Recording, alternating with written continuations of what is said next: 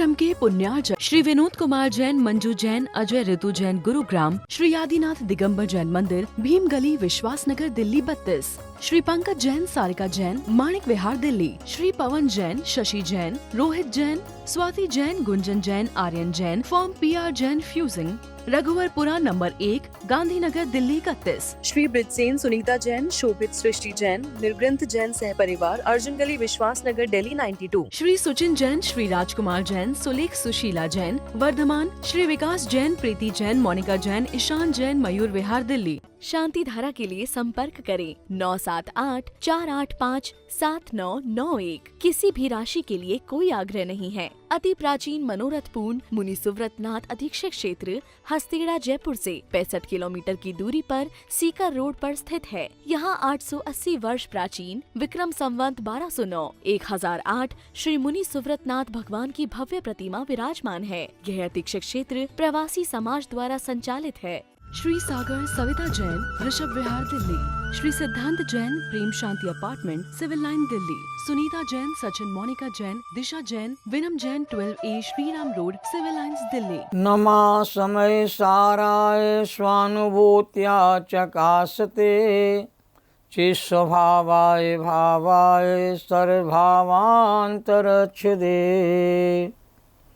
अनंत शक्तियों से संपन्न चेतन आत्म राम, शक्तियों के अनुभवन से मिलता शिवपुर धाम। त्रिकालवर्ती पंचपरमेष्ठी भगवंतों को नमन और वंदन। तीन लोक के सभी जीवात्मा के शुद्ध चेतन स्वरूप को नमन और वंदन। आत्मा की 47 शक्तियों की विशेष चर्चा यहाँ पर चल रही है।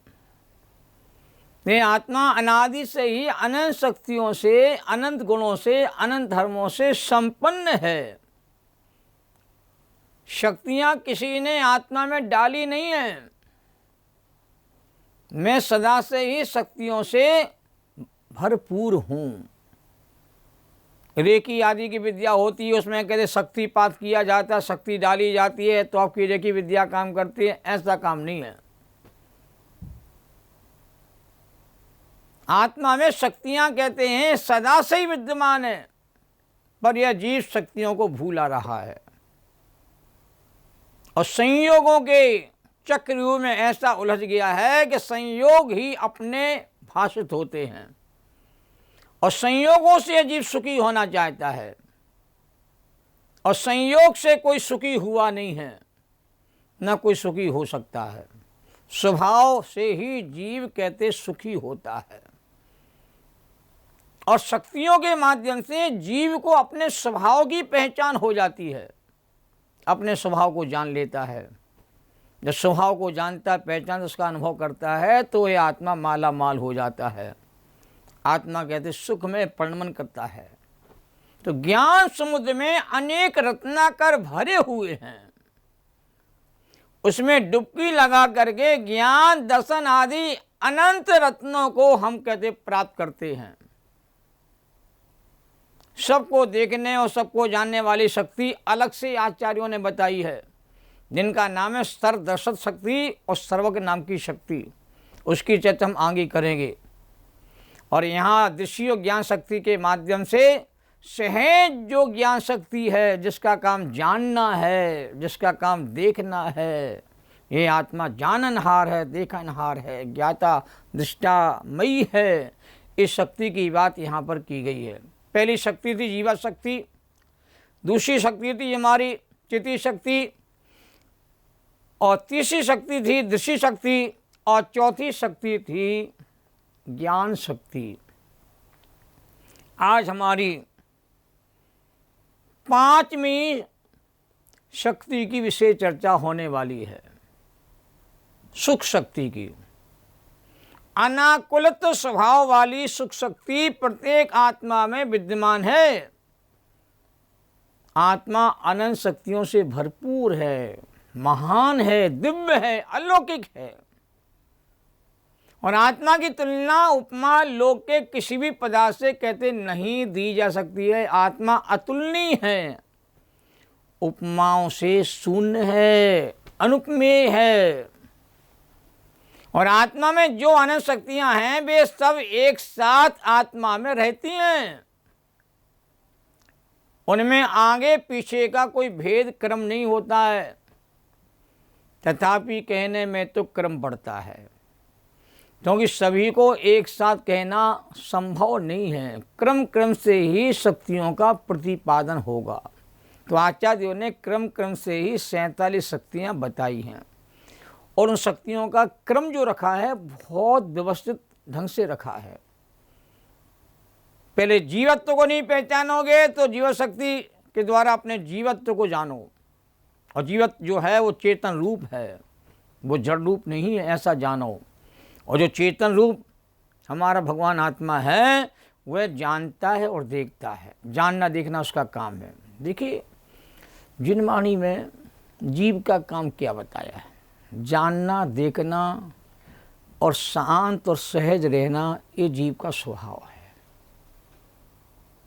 जीव के स्वभाव को पहचानना कठिन है ही नहीं है।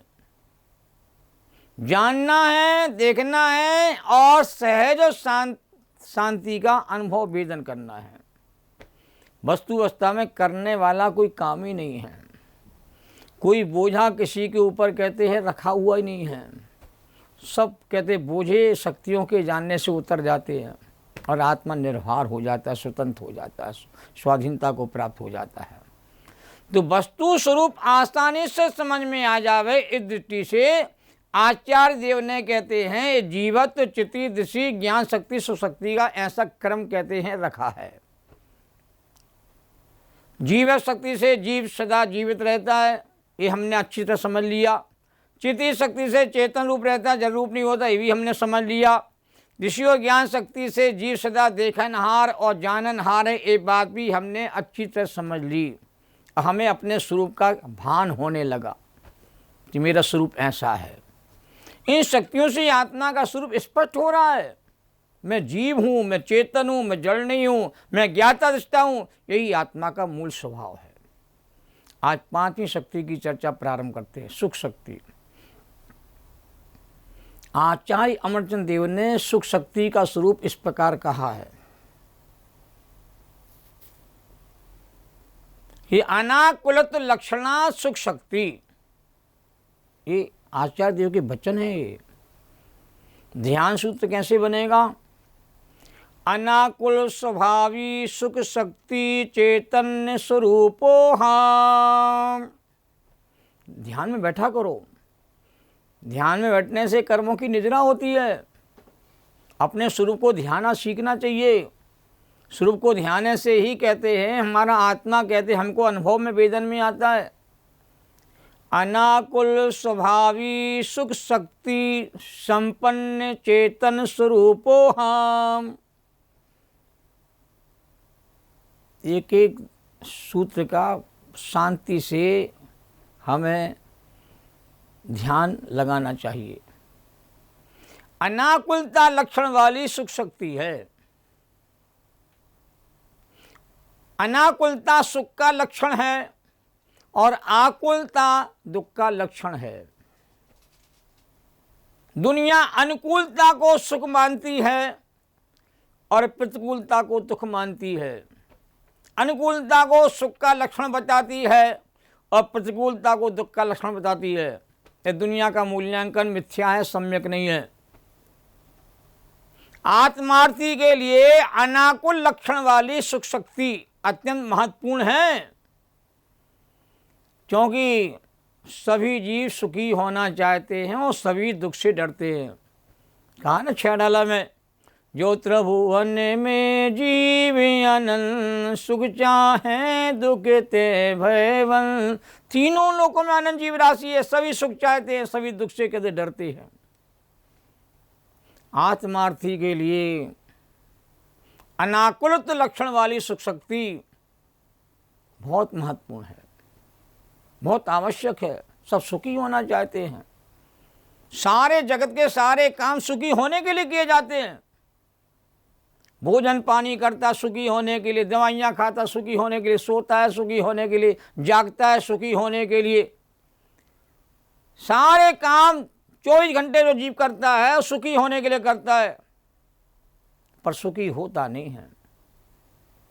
4 सत्य ऐसे हैं कि जीव दुखी है, दुख को दूर करना चाहता है, दुख दूर करने के लिए प्रयास उद्यम भी करता है, फिर भी उसका दुख दूर होता नहीं है और दुख कहते जीव से सहा भी नहीं जाता। ये परम सच है। सब सुखी होना चाहते हैं, सुख के लिए प्रयास करते हैं, सुख के लिए उद्यम करते हैं, सुखी होना जीव का लक्ष्य होता है, फिर भी कहते जीव सुखी नहीं होता है। सुख प्राप्ति हेतु प्रयत्न करते सुख जाता दूर है, तू क्यों भयंकर भाव मरण प्रभाव में चकचूर है। इस श्रीमद् राजचंद्र जी ने कहा है। इसलिए सुख तो सबको चाहिए है, पर सुख बाहर नहीं है भाई, सुख अंदर है। अंदर की शक्तियों का भान होगा तो सुख का दरिया तेरे भीतर से कैसे फूट पड़ेगा। इसलिए आचार्यों ने जीवत्व, चिति, दिशि और ज्ञान शक्ति के बाद 5वें क्रम में सुख शक्ति को रखा है। आत्मा को सच्चिदानंद कहा जाता है। सच्चिदानंद भगवान आत्मा। सत में जीव शक्ति और चित्त में चिति शक्ति और ज्ञान दर्शन में दृष्टि और ज्ञान शक्ति तथा आनंद में कहते हैं सुख शक्ति गर्भित हो जाती है। चित्त शक्ति का विस्तार ज्ञान और दर्शन है। कौन सी शक्ति का स्थान किस क्रम में है यह भी यहाँ बता दिया गया है, क्योंकि 47 शक्तियों में श्रद्धा और त्याग शक्ति को स्थान नहीं दिया। ये भी महान शक्तियां हैं, श्रद्धा और चार्ट, पर आचार्य ने सुख शक्ति में शामिल कर दिया कि श्रद्धा गुण के निर्मल परिणन से और चार्ट गुण के निर्मल परिणन से आत्मा में कहते अतीन्द्रिय सुख प्रकट होता है। इसलिए सुख शक्ति में श्रद्धा और चार्ट इन दोनों शक्तियों का समावेश है। देखो, सम्यक श्रद्धा के बिना सम्यसन नहीं होता और सम्यक चार्ट के बिना कहते हैं अजीब कहते हैं चार्तवान वीतरागी नहीं होता। इसलिए सच्ची श्रद्धा और चार्ट का निर्मल परिणन जरूरी है, पर ये सब विषय सुख शक्ति के अंतर्गत समाहित हो जाते हैं। तो सुख शक्ति के निर्मल अतीन्द्रिय आनंद रूप परिणमन में श्रद्धा और चार्ट गुण के निर्मल परिणमन का महत्वपूर्ण योगदान है। सुख शक्ति के जानने से आत्मा को पता चल जाता है कि सुख बाहर में नहीं है, सुख तो आत्मा में ही है। आत्मा ही सुख स्वभावी है, आत्मा ही ज्ञान का घन पिंड है और आत्मा ही सुख का कहते हैं पिंड है और आत्मा ही आनंद का रसकंद है। आत्मा कहते हैं आनंद से भरपूर है, लवालब आत्मा में आनंद का दरिया कहते हैं बह रहा है। इसलिए सुख के लिए पर पदार्थों की ओर देखने की रंच मात्र आवश्यकता नहीं है। हम सुखी होने के लिए धन की ओर देखते हैं, संयोग देखते हैं, मकान की तरफ देखते हैं, फैक्ट्री की तरफ देखते हैं, भैया धनवान लोगों की ओर देखते हैं, भैया उसकी कृपा हो जाए तो मेरा बेड़ा पार हो जाए। तो क्या देखे, सुखी होने के लिए पर पदार्थों की ओर देखने की आवश्यकता ही नहीं है कि पर में सुख है ही नहीं, तो देखो देखने से मिलेगा क्या। धन तो जड़ पदार्थ का नाम है, धन में सुख नहीं है, धर्म में सुख है। धर्म सुख का कारण है, धन कहते सुख का कारण नहीं है। यह आत्मा जिन शुभ भावों और पुण्य कर्म को सुख का कारण जान करके आज तक अपनाता रहा, शुभ भाव में मग्न रहा, शुभ भाव करूँगा पुण्य बंधेगा, पुण्य बंधेगा तो हमें कहते सुख सामग्री भोगने को मिलेगी, इसी में सारे जीवन के व्यर्थ में खो दिए। वे सुख के कारण नहीं है। सुख का कारण तो अपना स्वयं का भगवान आत्मा है, जो सुख से कहते भरपूर है, जो सुखमय है। केवल रवि किरणों की पूजा की जयमाला में क्या सुंदर कथन किया। भवन में जी भर घूम चुका, कण कण को जी भर भर देखा, मृग सम मृग तृष्णा के पीछे, मुझको न मिली सुख की रेखा। ऐसा कौन सा भौतिक पदार्थ है जिसको तूने कहते प्राप्त नहीं किया, भोगा नहीं हो, फिर भी कहते तू दुखी का दुखी बना रहा, सुखी नहीं हुआ। कि संयोग में सुख है ही नहीं तो सुखी कहाँ से होगा। स्वभाव ही सुख रूप है, ये बात समझ में नहीं आई, इसलिए जीव सुखी नहीं हुआ। न सुख के स्वभाव को जानता है, न सुख के लक्षण को जानता है, न सुख के कारणों को जानता है, या दुख के कारणों को ही कहते सुख का कारण मान करके कहते भूला है, भटका हुआ है। कहा है ना, मुझको न मिलना सुख क्षण भर भी कंचन कामनी प्रासादों में। कितनी गजब की बात कह रहे हमारे कवि। मुझको न मिला सुख क्षण भर भी कंचन कामनी प्रासादों में। भैया सोना में कामनी में लगा दोगे तो सुई मिलेगी नहीं, क्योंकि सुई वहाँ गिरी ही नहीं है। प्रकाश में तो ढूंढना है सुई को, पर जहाँ गिरी है वहाँ ढूंढना है। तो जहाँ सुख है वहीं आपको देखना है, वहीं आपको प्रयास करना है, तो सुख की प्राप्ति हो जाएगी। जहाँ सुख नहीं है वहाँ सुख को ढूंढोगे तो व्यर्थ का ही प्रयास रहेगा, जो हमें कहते हैं वास्तव में दुख का कारण बनेगा। तो सुख के लिए सारी दुनिया प्रयास करती है, प्रयत्न करती है, पर सुख, असली जो सुख है वह दूर हो जाता है। भाई देखो, जिसके बाद दुख ना आवे उसका नाम सुख कहा गया है। इंद्रिय सुख सुख नहीं है, वो सुखाभास है। जो पराधीन है, बाधा सहित है, कर्मबंध का कारण है, जीव को भ्रमित करता है और संसार भटका के रखता है, वो सुख कैसे हो सकता है। और मोक्ष मार्ग प्रकाशक में 4 कहते हैं आर्य सत्य कहे, जिसकी चर्चा मैंने अभी की आपके सामने, कि जीव अनादिकाल से दुखी है, पहला सत्य है। दुख दूर करना चाहता है, दूसरा सत्य है। और दुख दूर करने का प्रयास करता है, ये भी सत्य है। और आज तक जीव दुख को दूर नहीं कर पाया, ये भी सच है। और दुख कहते सहे भी नहीं जाते हैं। तो अनाकुलता, निराकुलता ये सुख का लक्षण है, ये बात समझना होगा। आत्म को हित है सुख, सो आकुलता बिन कहिए। आकुलता से माही न ताते, सिमग लागो चाहिए। ये 2 पंक्ति के भाव को समझो। आकुलता दुख का लक्षण है और निराकुलता सुख का लक्षण है। सुख बाहर नहीं, भीतर है। एक भजन सुना होगा आपने, अपने घर को देख बावरे, सुख का जहाँ खजाना रे। क्यों पर में सुख खोज रहा, क्यों पर का दीवाना रे। भाई श्रद्धा त्याग गुण के निर्मल परिमल से ही आपको सुख की अनुभूति होती है। यह शक्ति आत्मा में अनादि अनंत है, सदा से सदा रहेगी। अंतर्दृष्टि से ही अंतरात्मा सुख प्रकट होता है। जैसे मिश्री स्वभाव से मीठी है, गुड़ स्वभाव से मीठा होता है, वैसी आत्मा अनादि से ही सुख का भंडार उसके भीतर भरा पड़ा है, सुख का खजाना भरा पड़ा है। आत्मा सुख स्वभावी है। सुख का खजाना अंतर में ही मिलेगा, यदि बाहर ढूंढना तो अनंत दुख ही मिलेगा। इसलिए सुख स्वभावी आत्मा की अनुभूति करके अपने जीवन को अनंत सुख में बनाने का प्रयास करें। इसी चर्चा के बाद मैं अपनी बात को पूरा करता हूँ। जैनम जयतु शासम।